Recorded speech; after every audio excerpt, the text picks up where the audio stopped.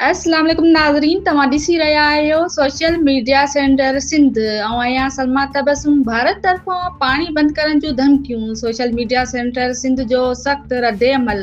बदीन का report Ali Ghulam Khoso. Social media centre Sindh पारां भारत जे वज़ीर आज़म नरेंद्र मोदी तरफ़ां सिंध तास मुहदे जी भनकड़ी, पाकिस्तान ख़िलाफ़ कूड़ा इल्ज़ाम लॻाइण ऐं पाणी बंदि करण जे धमकियुनि ख़िलाफ़ सख़्त रद्द अमल जो इज़हार कयो वियो आहे।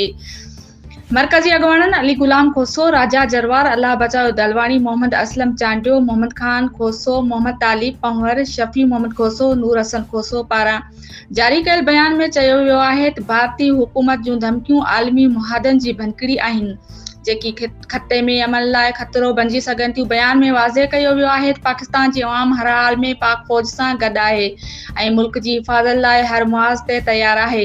सोशल मीडिया सेंटर सिंध पारां भारतीय हुकूमत ते लानत मोकिली वई ऐं चिताव ॾिनो वियो त पाकिस्तान ॾांहुं मेरी नज़र रखण वारनि खे अबतनाक अंजाम ताईं पहुचायो वेंदो। बयान में पाक फ़ौज, पाकिस्तान रेंजर्स, पाकिस्तान पुलिस ऐं सोशल मीडिया सेंटर सिंध जी हिमायत में बि नारा हंया विया।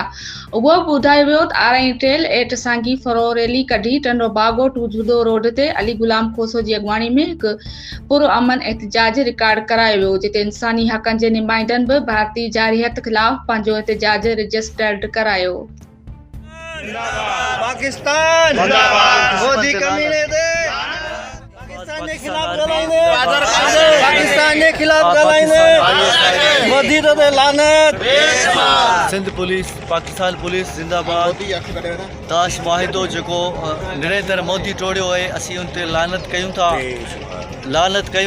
नरेंद्र मोदी तो ते लानत है। असांजो पाणी छा बंदि कंदे, असीं तोसां विढ़ण जी सघ रखूं था।